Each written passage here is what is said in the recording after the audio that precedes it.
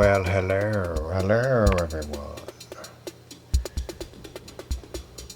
This, oh man, it's way too complicated to try to explain everything that's happening, but the basic concept. As usual, grids is playing snare, hat, T-kick. But I'm also using the accent out from grids to play first an envelope that's accenting a bunch of VCAs here in cluster to give a on the downbeat. It's bringing hat in on one side and snare in on another side. So I'm getting a little bit more out of that rhythm section. They are also, all of that percussion is being routed through microburst, which has density being controlled by an LFO.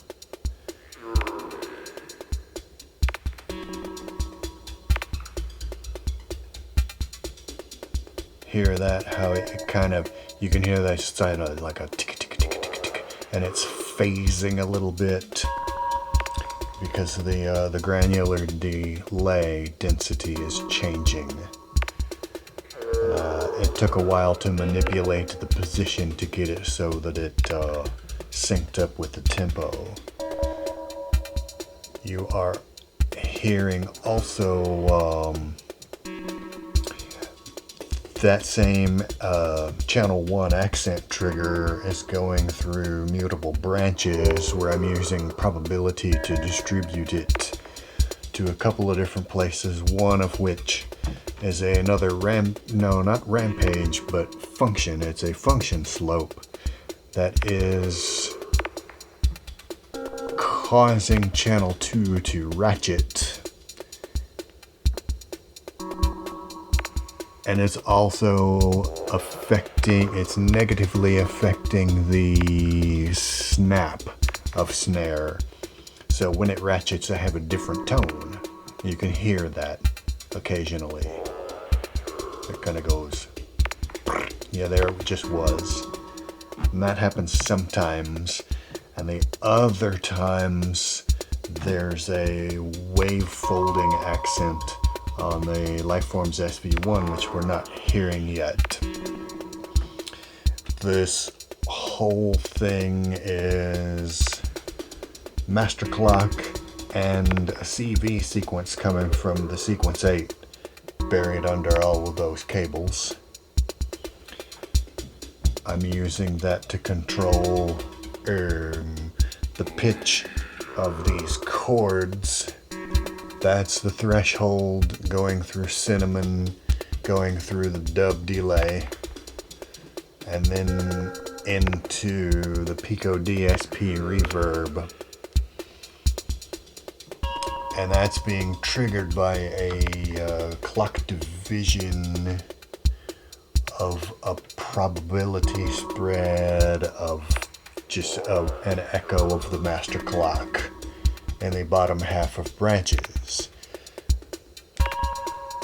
Another one of those divisions is triggering the E950, which you can hear making utterances. And the word choice is being controlled by 4R, giving us some random voltage. And another random is controlling the cutoff of cinnamon. I'm going to turn up the SV1.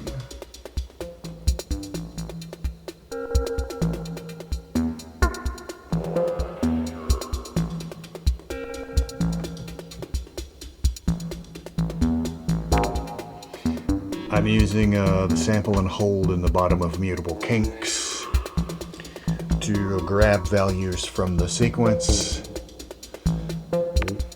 Same trigger is also firing a sloped envelope from descent, and I'm not sure if I trace the cable.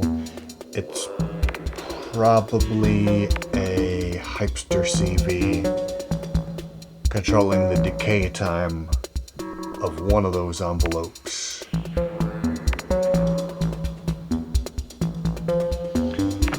I'm also occasionally adding some FM through a VCA, and then sometimes on some of the beats there is a wave folding from mutable warps.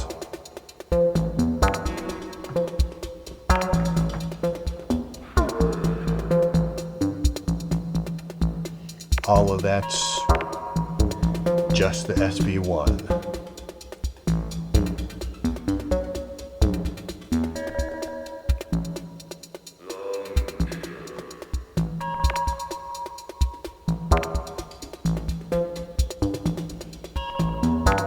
So far, pretty pleased with how this turned out, but I felt like it needed just a little something else.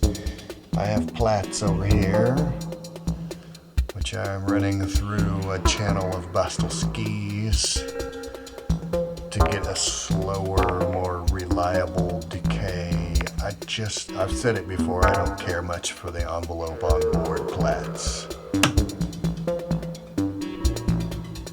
It's very subtle. You can hear that kind of a bell.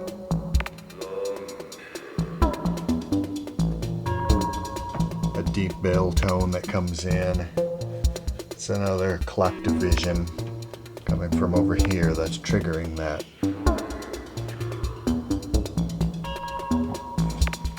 And that's going through microburst along with the rhythm section, so it gets to take advantage of those granular delays. And you could hear it move a little bit. It's receiving the same CV that the SV1 is receiving. And threshold also getting that same CV.